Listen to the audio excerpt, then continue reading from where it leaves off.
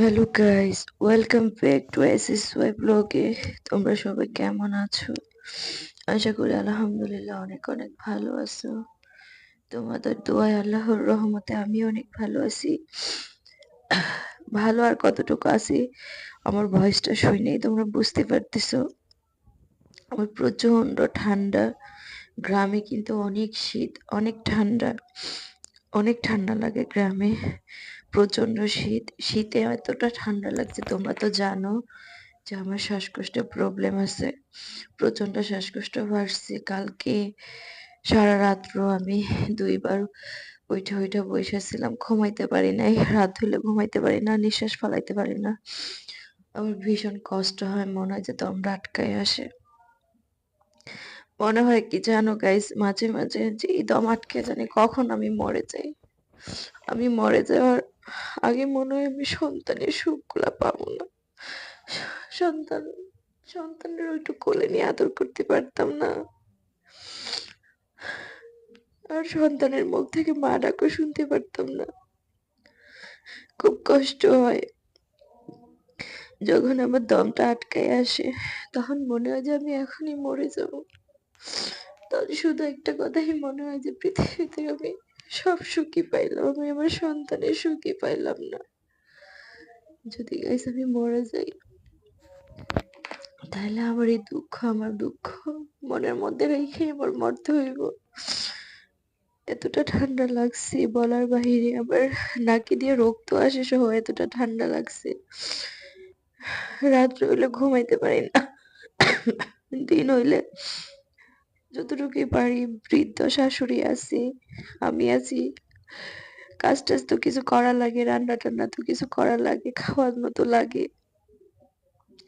আল্লাহ কেন আমার জীবনে এত কষ্ট দিয়ে রাখছে আমি সেটাই বুঝি না। আমার লাইফে কি কোনো কারণে কষ্ট কম আসছিল যে আল্লাহ আমাকে আবার এত বড় একটা অসুখ দিয়ে দিছে? শ্বাসকষ্ট, ভীষণ কষ্ট হয় গাইস দম ফালাইতে। আমার মনে হয় যে আমার শ্বাসটা আসে না, বুকের ভিতরে যেন দম টাইনা উঠাইতে পারি না, এতটা কষ্ট হয়। তোমাদের যাদের শ্বাসকষ্ট আছে তোমরা সবাই বুঝতে পারবা যে কতটা কষ্ট। আমার ছোটবেলার থেকে এটা ছিল না। গত 4-5 বছর আগে হঠাৎ করে আমার এই শ্বাসকষ্টটা হয়েছে, ভীষণ কষ্ট দেয়।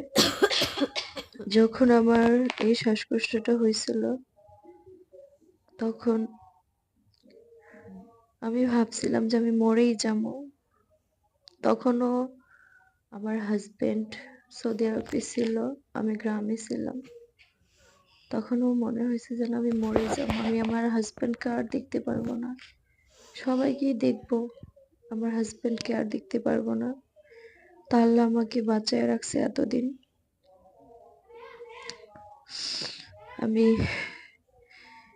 বেশিরভাগ আমার সমস্যাটা হয় যখন আমি শীতে, ঠান্ডাটাই আমার সব থেকে বেশি সমস্যা হয়।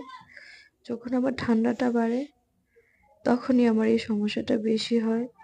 আমার মানে শ্বাস ফালাইতে ভীষণভাবে কষ্ট হয়, কথা বলতে কষ্ট হয়।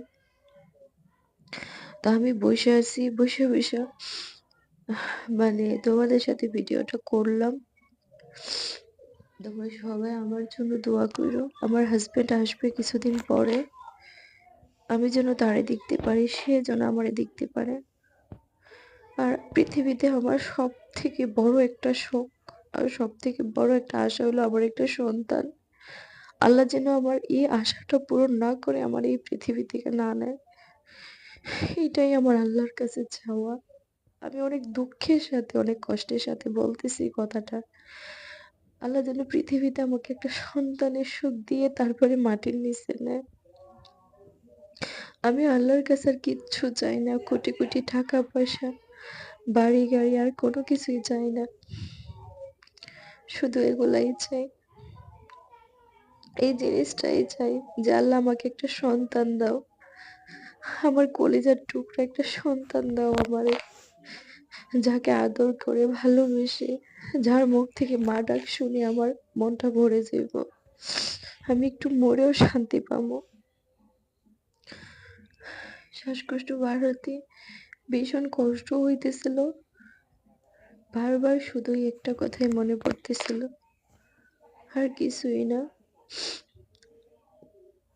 তো তোমরা সবাই একটু আমার জন্য দোয়া করবে। এই শীতটা যেন আল্লাহ আমাকে সুস্থ রাখে, ভালো রাখে। এই শীতে যেন আমি একটু ভালো থাকতে পারি, ৫ ওয়াক্ত নামাজ আদায় করতে পারি। আল্লাহর ডাক, আল্লাহর দেওয়া নির্দেশগুলো যেন পালন করতে পারি। এখনো কিন্তু তোমরা সবাই বুঝতে পারতেছো আমার একটু কথা বলতে কষ্টই হইতেছে। ইনশাল্লাহ ওষুধ নিয়ে আসছি, খাইলে ঠিক হয়ে যাবে। তো তোমরা আমার জন্য দোয়া করো, আমি তোমাদের সবার জন্য দোয়া করি, যাতে আল্লাহ পাক রাব্বুল আলামিন সবাইকে সুস্থ রাখে, ভালো রাখে, সব বিপদের থেকে উদ্ধার করে, তোমাদের সকলের ভালো ভালো মনের আশাগুলো পূর্ণ করে। তো তোমরা সবাই বেশি বেশি করে আমার ভিডিওটা দেখো। তো ভালো থেকো, সুস্থ থেকো।